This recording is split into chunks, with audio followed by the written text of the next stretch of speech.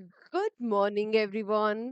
कैसे हैं आप सभी? मैं उम्मीद करती हूँ आप सभी लोग अच्छे होंगे, स्वस्थ होंगे और अपनी पढ़ाई भी अच्छे से मन लगाकर शिद्दत और ईमानदारी के साथ कर रहे होंगे।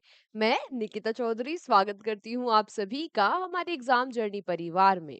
आज की इस क्लास में हम लोग कल तक के करंट अफेयर्स के 10 इंपॉर्टेंट क्वेश्चन को बस 10 मिनट में कवर कर लेंगे। तो शुरू करते हैं फटाफट से। लेकिन उससे पहले हमारे प्रहार बैच के बारे में आप सभी बच्चों को पता होगा, जो 249 रुपीज में आपको मिल रहा है। कहाँ पर? एग्जाम जर्नी एप्लीकेशन पर। ये मेरा फर्स्ट पेड बैच है। तो भाई सारी चीजें बहुत ही धमाकेदार होने वाली है। बहुत मेहनत इस बैच के पीछे की गई है, लेकिन अभी ये मिल रहा है आपको 99 रुपीज में। ठीक है। तो बहुत ही लिमिटेड सीट्स जो है वो बची हैं। तो जल्दी जल्दी जाओ, उसके बाद ये जो ऑफर है ये ऑलमोस्ट खत्म होने ही वाला है। क्योंकि ये अभी कुछ बच्चों का रह गया था, इसीलिए 1000, वैसे तो ये 1000 बच्चों के लिए था, लेकिन इसको एक्सटेंड करके 2000 किया गया था, क्योंकि कुछ बच्चे ऐसे थे जिनका रह गया, वो नहीं अप्लाई कर पाए। तो उन बच्चों की वजह से इसको एक्सटेंड किया गया था। अब आप भी फायदा उठा लो इसी बात का। तो चलो, अब फायदा 10 क्वेश्चन का भी उठा लेते हैं। इंपॉर्टेंट क्वेश्चन है सारे के सारे। पहला क्वेश्चन क्या है, आपसे पूछ रहा है कि when was Maharashtra day, Gujarat day celebrated. Maharashtra दिवस और गुजरात दिवस जो है, आपसे पूछा कि कब मनाए जाते हैं। तो ये मनाए जाते हैं 1 मई को।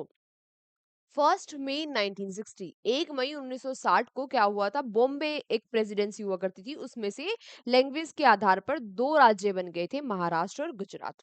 बात की जाए गुजरात के बारे में, कैपिटल गांधीनगर है। आचार्य देवव्रत यहाँ के गवर्नर है, भूपेंद्र पटेल सीएम है। सेम महाराष्ट्र के बारे में अगर मैं बात करूं तो कैपिटल मुंबई है, देवेंद्र फडणवीस यहाँ के सीएम है और सीपी राधाकृष्णन यहाँ के गवर्नर है। ठीक है, ये बात तो हमें पता थी, एक बार फिर से रिवीजन हो गया। जो बच्चे फर्स्ट टाइम क्लास को ले रहे हैं वो इन सारी एक्स्ट्रा इन्फॉर्मेशन को भी लिखते हुए चलना। अगला, who has recently been appointed as the head of the national security advisor board. अभी हाल ही में जो राष्ट्रीय सुरक्षा सलाहकार बोर्ड बना है, आपसे पूछ रहे हैं कि इसके अध्यक्ष कौन बने हैं। तो देखो, इसके अध्यक्ष तो बने हैं आलोक जोशी, जो कि क्या रह चुके हैं, जो कि रो के चेयरमैन रह चुके हैं, जो कि रो के चीफ रह चुके हैं, यानी कि अध्यक्ष अध्यक्ष रह चुके हैं। ये जो बोर्ड बनाया गया है, एडवाइजर बोर्ड, इसमें कौन कौन शामिल है हमें ये भी पता होना चाहिए, क्योंकि हो सकता है आपसे ये पूछ ले, चार नाम देगा और पूछ लेगा इसमें से कौन इसका सदस्य नहीं है या है, या तो फिर आपसे पूछ लेगा कौन कौन सदस्य है, ऐसे बहुत सारे नाम देकर। ठीक है, चलो।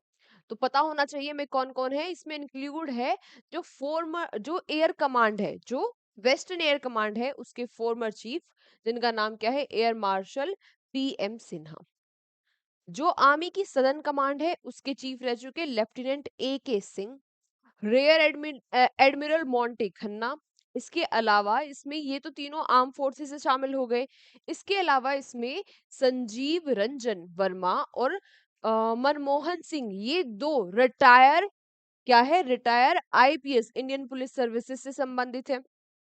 इसके अलावा इसमें एक एक कौन शामिल है? बी वेंकटेश वर्मा, जो कि आईएफएस सर्विसेज से रिटायर्ड है, यानी कि इंडियन फॉरेन सर्विसेज से रिटायर्ड है। कहने का मतलब है इसमें आर्मी, पुलिस और जो फॉरेन सर्विसेज है, तीनों के मेंबर शामिल है, और रो के चीफ इसके अध्यक्ष है। टोटल मिला के इस बोर्ड में 7 मेंबर है। सातों के सातों के नाम आप याद रखना। ठीक है। अगला, recently Kamla Prasad Bissessar has become the prime minister of which country. जो कमला प्रसाद बेसेसर है, ये अभी हाल ही में प्रधानमंत्री बन गई है। किसकी? ये प्रधानमंत्री बन गई है त्रिनिदा एंड टोबागो। त्रिनिदा एंड टोबागो क्या है? ये कैरेबियन सी जो है, उसमें दो आइलैंड है, दो आइलैंड से मिलकर ये कंट्री बनी है। और ये जो कमला प्रसाद जी हैं, ये दूसरी बार प्रधानमंत्री बन रही हैं इस टी की। ठीक है, पहले कब रह चुकी है ये प्रधानमंत्री? 2010 से 15 तक भी यही प्रधानमंत्री थी। अच्छा, इसके बारे में भी देख लो, कैपिटल इसकी क्या है? Port of Spain. और यहाँ के प्रेसिडेंट कौन है? क्रिस्टन कंगालू है ना? फिर आपको लगेगा कि अरे भाई ये कैसा, ये तो हमने कंट्री का नाम ही नहीं सुना। जब इसके प्रेसिडेंट या फिर इसकी प्राइम मिनिस्टर पूछी जाएगी, आपको लगेगा यार हमने तो कंट्री का नाम ही नहीं सुना, ये पता नहीं क्या पूछ लिया, ये कोई कंट्री है या नहीं है? ऐसा करके लगेगा ना। अभी ऐसे नहीं है कि एग्जामिनर बैठा है कोने कोने ढूंढ रहा है कि यहाँ से न्यूज में निकालूंगा, बच्चों को पता ही नहीं चल पाएगी। वो चाहता है कि आप लोग पेपर को अटेम्प्ट करो, बस। वो टेस्ट करना चाहते हैं कि आप लोग कितना अवेयर हो, कि आपको पता है कि दिन अभी आसपास की दुनिया में क्या चल रहा है ना। चलो खैर, which right is declare fundamental right by the supreme court recently. अभी हाल ही में सुप्रीम कोर्ट के द्वारा फंडामेंटल राइट, अभी हाल ही में सुप्रीम कोर्ट के द्वारा किस राइट को फंडामेंटल राइट घोषित कर दिया गया है? तो राइट टू डिजिटल एक्सेस। अभी हुआ क्या, अभी हुआ ये कि दो विक्टिम थी, उन्होंने सुप्रीम कोर्ट में केस डाला। कैसी विक्टिम थी वो? 100% ब्लाइंड थी, और एक क्या थी, उनका फेस, उनका फेस एसिड अटैक की वजह से, जब एसिड अटैक होता है तो फेस पूरा वो स्ट्रक्चर अलग हो जाता है ना। तो अब हो क्या रहा था, जब वो केवाईसी कराती थी तो उनकी केवाईसी नहीं होती थी, क्योंकि उनकी अब 100% ब्लाइंड थे, तो उनकी ब्लिंक नहीं कर पाती थी ना। हाँ, आंखें ऐसे ब्लिंक नहीं कर पाती थी, पलक नहीं झपक पाती थी। अब क्या हुआ कि भाई उन्होंने केस डाला कि हम तो कोई इंटरनेट एक्सेस या फिर कोई अपना टेलीकॉम सर्विसेज या फिर इंटरनेट के लिए भी केवाईसी चाहिए होती है, सॉरी नेट बैंकिंग के लिए भी केवाईसी चाहिए होती है, तो हम तो वो एक्सेस नहीं कर पा रहे हैं। तो फिर क्या हुआ, सुप्रीम कोर्ट ने एक ऑर्डर, एक डायरेक्शन इशू की आरबीआई के लिए, और बोला कि भाई आप जो ये आपकी केवाईसी वाली सर्विस है, इसको एक बार से दोबारा से पढ़ो, और इसमें ऐड करना चाहिए आपको, जैसे जो लोग देख नहीं पाते, जो लोग सुन नहीं पाते, उनके लिए भी या तो ब्रेल वाला कुछ ऐड कर दो या फिर उनकी वॉइस से रिलेटेड कुछ ऐड कर दो, जिससे कि वो लोग भी एक्सेस कर पाए इंटरनेट को। इसीलिए क्या किया गया, इंटरनेट को भी बताया, डिजिटल जो एक्सेस है उसको भी बताया गया कि ये भी भाई हमारा एक फंडामेंटल राइट ही है, और इसको डाल दिया गया आर्टिकल 21 में। ठीक है, आपसे डायरेक्टली पूछ लेगा कि भाई एक्सेस, डिजिटल एक्सेस जो कि एक फंडामेंटल राइट है या नहीं है, ऐसा पूछ सकता है, या फिर ये किस आर्टिकल के अंडर आता है? तो ये आता है आर्टिकल 21 के अंडर, जो कि राइट टू लाइफ है। ठीक है, जीने के अधिकार। Next, where will the Asian games 2026 held? 2026 में एशियन गेम्स कहाँ होंगे? 2026 में एशियन गेम को होस्ट करेगा जापान। ठीक है, जापान होस्ट करेगा। जापान के कहाँ पर? कहाँ पर? Aichi Nagoya, Aichi Nagoya region में। जापान की कैपिटल टोक्यो। यहाँ के प्राइम मिनिस्टर शिगेरू इशिबा। बात करें ओलंपिक जो काउंसिल है एशिया की, उसके बारे में, तो इसके हेडक्वार्टर्स है कुवैत सिटी। कुवैत में, कुवैत की कैपिटल क्या है? कुवैत सिटी है।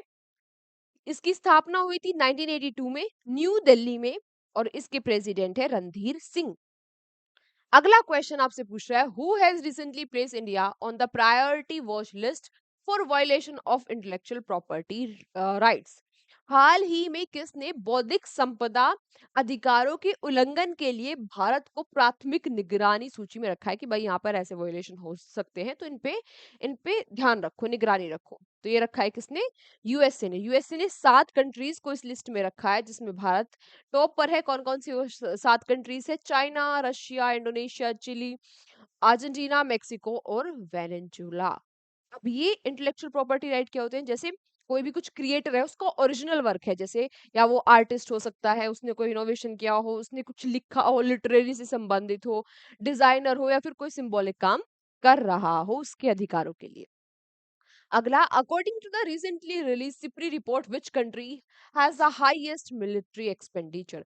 सबसे ज्यादा मिलिट्री पर एक्सपेंड कौन करता है, खर्चा कौन करता है? अभी सिप्री ने एक रिपोर्ट में बताया, आपसे पूछ रहा है कि वो कौन है, तो ऑब्वियसली भाई वो है यूएसए। सबसे ज्यादा खर्चा करता है अपनी मिलिट्री पर। 2024 में यूएसए ने लगभग 1 ट्रिलियन का खर्चा किया है मिलिट्री पर। भारत कहाँ पर आता है इसमें? इस लिस्ट में भारत आता है 5वें नंबर पर। फर्स्ट पे USA, then China, Russia, then Germany, फिर आता है हम्म हमारा प्यारा भारत। अब सिप्री क्या है? बहुत बार पूछा जाता है सिप्री से क्वेश्चन। सिप्री है एक Stockholm international peace research. Basically जो सिप्री है, ये एक इंटरनेशनल ऑर्गेनाइजेशन है जिसकी स्थापना 1966 में हुई थी, और ये क्या करती है? डेटा रिलीज करती है। किससे संबंधित जैसे एनालिसिस करेगी, डेटा रिलीज़ करेगी, भाई किसने कितना खर्चा किया, किसके पास कितने अ, जो वेपन्स है वो है, कौन कितना एक्सपोर्ट कर रहा है, कौन कितना इम्पोर्ट कर रहा है, तो इस आधार पर ये डेटा रिलीज़ करती है।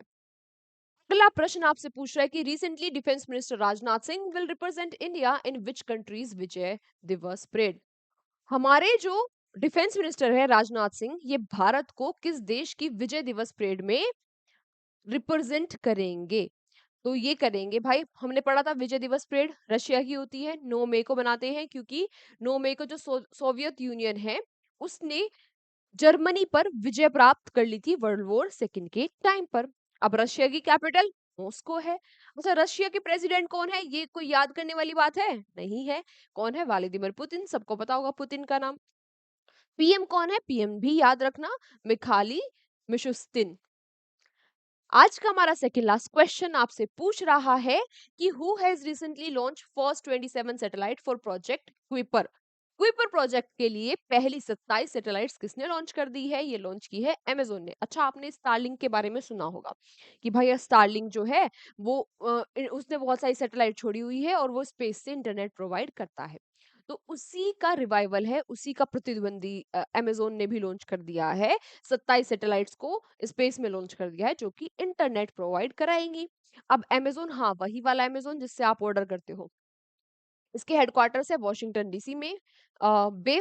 जेफ बेजोस इसके फाउंडर है। बहुत बार ये भी पूछ सकता है कि हो सके तो डायरेक्टली आपसे पूछ लेगा कि इसके फाउंडर कौन है, सीईओ कौन है? एंडी जेसी।